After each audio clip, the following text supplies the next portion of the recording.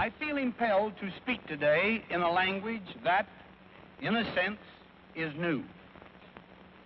One which I, who have spent so much of my life in the military profession, would have preferred never to use.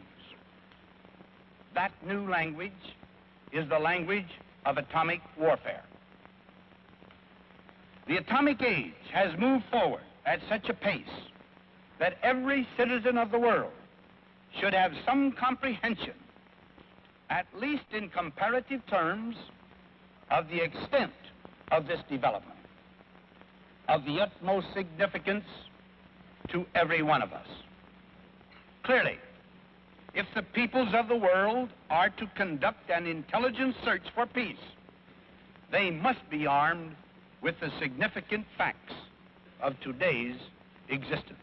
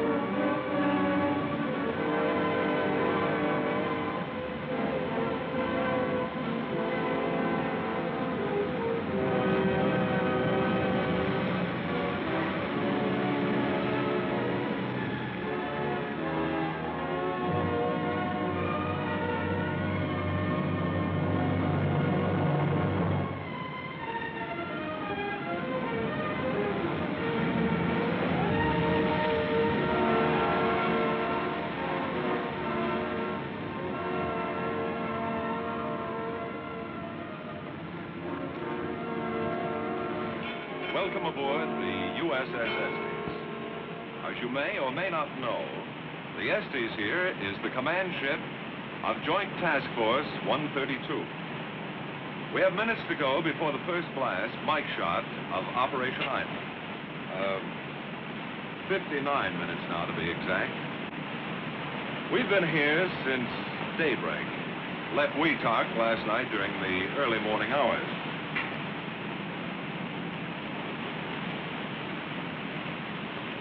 Now, as you can imagine, feeling is running pretty high about now, and there's reason for it. If everything goes according to plan, we'll soon see the largest explosion ever set off on the face of the Earth. That is, the largest that we know of. In the time between now and HR, I'd like to show you around, if I may, and introduce you to some of the people connected with this operation, and in general, piece together the events which have brought us to this point. To start off, I'd like to show you something over here. You realize there are many miles of ocean between us and any Weetalk atoll. To know what's going on back at the atoll, these antennas are receiving televised signals and are giving our men here a second-by-second account of what's happening on Shot Island. The television receivers are in here, in the control room. Well, this is it. This is the control room. I'd like to have you meet Mr. Stan Burris, the commander of the scientific task group. Oh, Stan, I wonder if you could tell us something about the operations that go on in this room. Sure, I'd be glad to. The screens you see in front of you enable us to monitor the timing and firing system. If you will look close, you will see that it is now 55 minutes before HR. As time clicks off, more and more lights come into operation. This is the 1-minute light, 30-second, 15, 5, 1 through firing. This diagram will give you a general idea of the whole setup. Data from the sequence timer is piped over to a display panel. This kind of display panel is new to atomic test work because of the large number of remote control and metering problems encountered in this operation. For one thing, the master timing and metering apparatus is located next door to the shot cab rather than being placed some 20 miles away on Parry Island as is usually done. This close view is possible, of course, because the lens of a television camera rather than human eyes is watching events. So that's the flow. From timer on through to display panel, picked up by a television camera and relayed on out to the Essais. A very ingenious arrangement. But what happens if you have to stop the firing mechanism, or can you stop it? We can stop it all right if we have to. We have a radio link direct to the firing panel in the shot cab. If we have to stop the shot, we simply push this button. Just a simple flip of the wrist, huh? That's right, but a lot of work goes down the drain. You understand we don't want to stop this thing unless it's absolutely essential. No, I can understand that. Say, I was out on deck when you fellas returned. Well, that is, when the firing party returned. What happened out there on Shot Island? If you'll excuse me, I suggest you talk to Colonel Lunger about that. I have a timing signal coming up. All right. So then, Dick, the firing party's big job is to see to last-minute details of arming and firing and to make sure that the Shot Island is secure. That's the broad brush of it, yes. I've been a member of firing parties before, but this was different somehow. A man standing, as I stood, on the outside of the building housing the mic device, couldn't help but feel, to sense the importance of this moment. Inside, a handful of men were making a final check. Were arming a device which could be the key to a new era in atomic weaponeering. I don't know just how the others felt, but I felt small when I thought of the experiment being readied inside. This one test could take us out of the realm of kilotons into the fantastic world of megatons. And then, at H-6 hours, the job was finished. The mic device was on its own and ready. We made the run from Shot Island down to the anchorage of the Estes off Perry in a fast crash move. Soon after, the Estes made way through the deep entrance between Perry and Japtan Islands, out to a point 10 miles southeast of Perry, the rendezvous area of the task force ships. We finished our job at the cab, came over the side, and here we are. Not long ago at Los Alamos, I was talking to Dr. Alvin C. Graves, head of the test division there. He's on board now in Flag Plot as the scientific deputy to the task force commander. He's one of the men who can tell us about the thinking behind this operation. The Shot Island is about over in there? That's right. It's generally north and west of us. For the past half hour, the ship has been headed directly toward the Shot Island, and will continue to do so until shot time. You know, there's one thing I can't quite put together. That's this business of success or failure. I've heard there's a 50% chance of its failing. Now, this low margin of success wasn't true on the other shots, was it? No, it wasn't. Let me try out the Admiral's chair. Sure.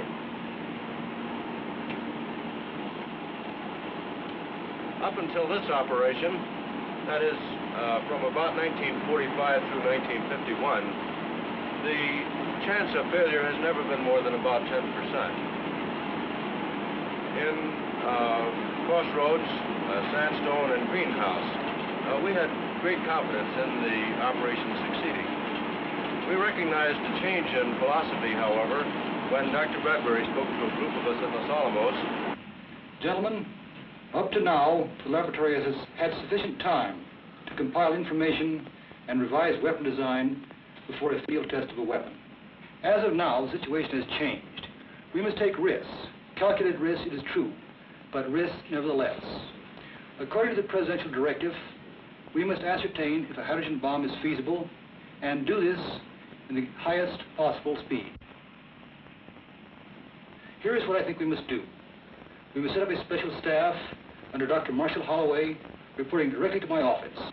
He will receive from the theoretical division the theoretical designs of such a system, have them fabricated and shipped to Enowetok. There, they'll be taken by Dr. Graves and J Division and tested. it must be recognized that we're taking great chances, a great gamble. But a gamble, while there's a possibility of failure, nevertheless there's a possibility of great gains. Eniwetok will become our theoretical laboratory rather than a proving ground. And that's the way it is today. We're taking a gamble. I see that now. But then the uneasy state of the world puts everything on a gambling basis, I guess. Yes, but not as much of a gamble as you might think. Take that man over there. He and his company have put a great deal of thought into the engineering and design of Mike. Well, see you later. So long, Doctor, and thanks a lot. Well, so far, we've pieced together quite a bit of this operation. Oh, I don't believe you've ever had a good look at our key test islands. The test islands for Mike are located at the top, or the northern sector, of Eniwetok Atoll, some 25 miles from Perry and Eniwetok, the two base islands of this atoll proving grounds. There are three main islands making up the test site. These are Elugelab, Teeter, and Bogan. In the early months, Elugelab was just another small, naked island of the atoll. But by midsummer, it began to look like the thing it was selected for, a shot island. Actually, the cab, so called because it houses the weapon, is not a cab at all, but a building set flush to the ground. It has all the earmarks of a common workshed, but in reality is a laboratory building set on a Pacific atoll. This, as you have probably gathered, is joint operations. All atomic test operations in the Pacific so far have been run under a joint task force kind of setup. Operation Ivy is using the same organizational structure as Greenhouse. 4 task groups: scientific, Army, Navy, and Air Force. Members of these groups are here now, sifting and coordinating the many details of this joint operation and passing key information topsides to the command level. The Army is... Broadway 2, 4 Cape Cod has radar contact skunk. The Army is the executive agent on this operation, just as the Air Force was on Greenhouse and the Navy on Crossroads before that. At this point in our story, it's necessary to understand the effort behind the collecting of measurement data. For what good is a test unless we can learn, can profit from the experience? Highly specialized, sometimes costly instruments help scientists bring home this vital data. An outstanding example of such specialization is the use of a helium atmosphere box by the Naval Research Laboratory. The plywood tube, looking like a train of boxcars, runs from the shot island across the causeways to a detection station on Bogan, a distance of nearly 2 miles. In addition to the diagnostic kind of measurement, many studies are being run on the effects expected from a high-order detonation. These projects are being conducted jointly by the AEC and the Department of Defense. As always, there are many questions to be answered. Classical, routine questions, and special, pertinent questions pertaining to the hydrogen device, Mike. The story of heat or thermal radiation needs continued study. The ever-interesting history of neutrons will be recorded. What amounts of external neutrons are present? And what is their energy distribution? Because of the expected size of the shot, the fallout problem is being extensively analyzed. H-5 minutes. The shock wave will not arrive for several minutes after 0 time. Keep firm footing until after the wave passes. Our latest obtained wind sounding from Eniwetok. You've been here before, flag block. Shows distinctly that in That's General Clarkson, the task force commander, and General Walk, chief of staff. The scientific deputy, Dr. Graves, you've already met. followed by again west. Captain Paul is deputy for naval operations, and General Wise, deputy for the Air Force. As you've gathered, a weather briefing is taking place. I should say another weather briefing. You've probably heard many times before how important the weather picture is in an atomic test operation. Weather can make or break a test shot. That's why you want to know up to the last moment just how you stand with the elements. Feel that this is a valid forecast. The problem this time is especially acute because this entire area of the Pacific is subject to radiological fallout. And this area is inhabited by some 20,000 people, plus, of course, the ships of this task force. That's why the RadSafe officer works hand in glove with the weather officer. Oh, by the way, to help you understand this problem, these weathermen are covering an area larger than the United States, with 10 weather aircraft and 11 fixed weather stations. To put it mildly, that's quite a territory to cover. Let's listen in, shall we? Any chance of showers? Not within the next 48 hours over the entire Marshalls. How about clouds? It's to the north of the inhabited islands. Thank you, June. The time is now H-2 minutes. Okay, I'll set the stand. -2 minutes. Why, sir? You have a grandstand seat here to one of the most momentous events in the history of science. In less than a minute, you will see the most powerful explosion ever witnessed by human eyes. The blast will come out of the horizon just about there. And this is the significance of the moment. This is the first full-scale test of a hydrogen device. If the reaction goes, we're in the thermonuclear era. For the sake of all of us, and for the sake of our country, I know that you join me in wishing this expedition well. It is now 30 seconds to 0 time. Put on goggles or turn away. Do not remove goggles or face burst until 10 seconds after the first light.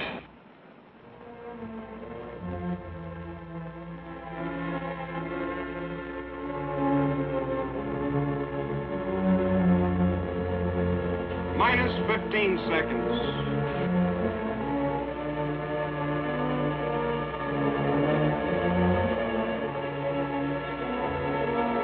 Minus 10 seconds. 9, 8, 7, 6, 5, 4, 3, 2, 1, T0.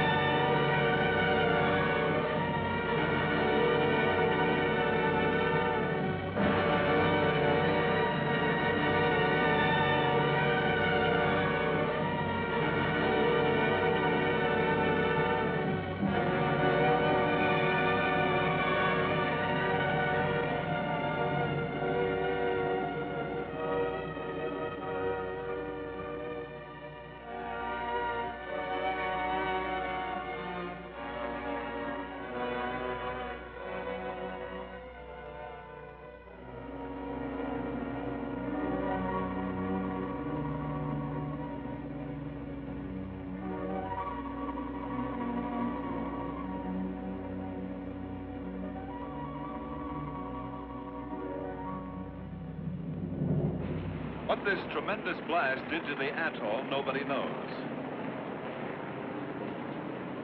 Re-entry parties are leaving the Rendova now by helicopter. The Navy Task Group, commanded by Rear Admiral Wilkins, has the problem of providing the means to re-enter shortly after the blast to get exposed film, samples, and other scientific data. Since no land mass is available, the problem is complicated. Re-entry must be from a ship. Further, fallout will be very high, starting at about n+1 hour. Helicopters must get in quickly and get out again before that hour is up.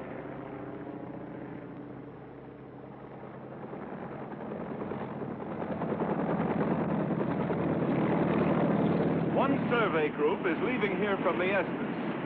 I can't go along, but you can, and see for yourselves through the eyes of the camera what has happened back on the atoll.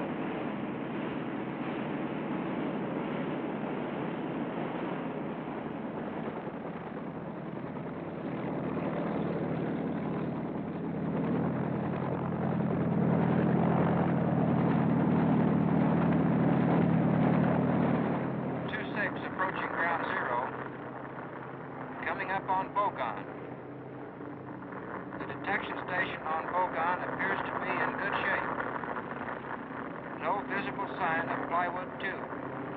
All test islands seem to be swept clean. Lab is completely gone. Nothing there but water, and what appears to be a deep crater. Water dark blue in color. Nothing but water. An island completely erased. Mike was power, the kind of titanic energy released by stars.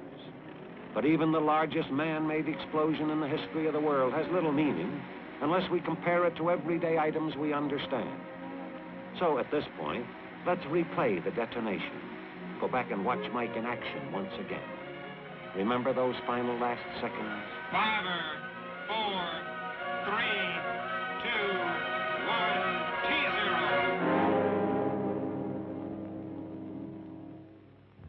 This is the largest fireball ever produced. At its maximum, it measures about 3 1/4 miles in diameter.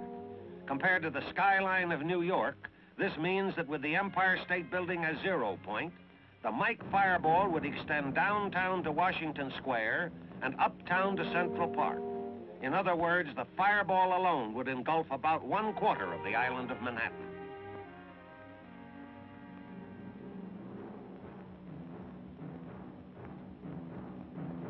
The tremendous upsurge of air from the detonation rapidly pushes up the Mike cloud. Again, nothing of this height and width has ever before been witnessed. If the picture is stopped at this point in the cloud's growth, the height of the cloud is approximately 40,000 feet. This means that 32 Empire State Buildings at 1,250 feet per building could be piled one on top of the other before they would attain the cloud's height at this time, roughly 2 minutes after 0. Some 10 minutes later, the cloud approaches its maximum. At this time, the mushroom portion of the cloud has pushed up to around 10 miles and spreads out along the base of the stratosphere to a width of about 100 miles, while the stem itself is pushed upward deep into the stratosphere to a height of about 25 miles. The results of this tremendous power can be shown at the atoll. Here is an aerial photo of the test area of the atoll before the blast. And here is the same area after the blast, showing the crater caused by Mike. The outlined island in the center is former Lab, the 0 island. Sections of the islands on either side have been chopped off. The crater is roughly a mile in diameter. When it is illustrated that some 14 Pentagon buildings could be comfortably accommodated in this hole, the size of the Mike crater becomes more real. In profile, the crater gradually slopes down to a maximum depth of some 175 feet, or equivalent to the height of a 17-story building. The lateral destructive effects are the greatest yet observed from a single explosive device. Without getting into the areas of target evaluation or secondary effects, it can be safely assumed that there was complete annihilation within a radius of 3 miles, or out to and including all of Engebi, that there was severe to moderate damage out to 7 miles or down to Ruggiero, and that light damage extended as far as 10 miles or down to Runnet. Relating this area of damage to a city like Washington, D.C. would present a picture something like this. With the capital as 0 point, there would be complete annihilation west to Arlington Cemetery, east to the Anacostia River, north to the Soldiers' Home, and south to Bowling Field. Complete annihilation, and that is mentioning merely the primary damage.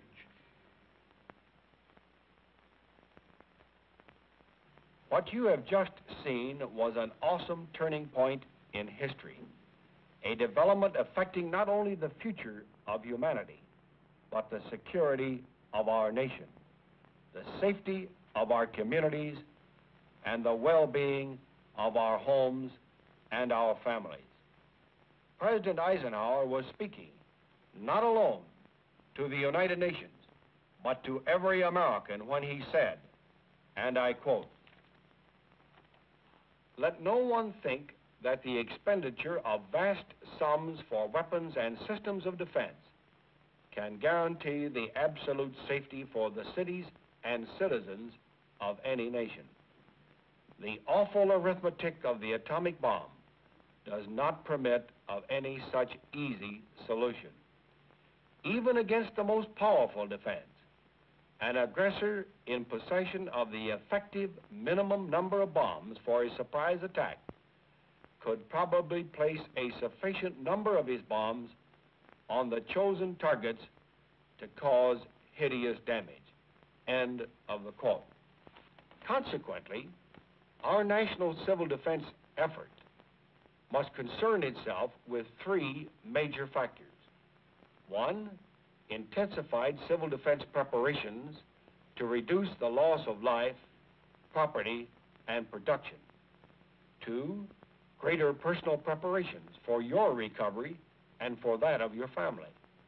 Three, our moral determination to fight back and to win if war should come, even in spite of our efforts for peace. In light of the picture which you have just seen, I ask you to ponder these concerns in your heart and in your conscience as a responsible American citizen. Two courses of action must be followed on the long and difficult road to peace. First, unceasing efforts to reach international agreement upon such a sound proposal as President Eisenhower made to the United Nations for the constructive use of atomic energy in the service of all mankind. This requires better and deeper understanding of the problems it faces upon the part of the American public. Second, prudence dictates steadfast preparation by us at home to back up our president as he goes into the councils of the world in order that he may lead from strength, strength based upon an assurance that the American people are prepared to withstand any assault. This is no simple thing to do. It requires personal dedication and diligence in civil defense as a safeguard until that day when a just and lasting peace may come to the world. This we can do. This we must and we will do as Americans, determined to protect and advance America and free people everywhere.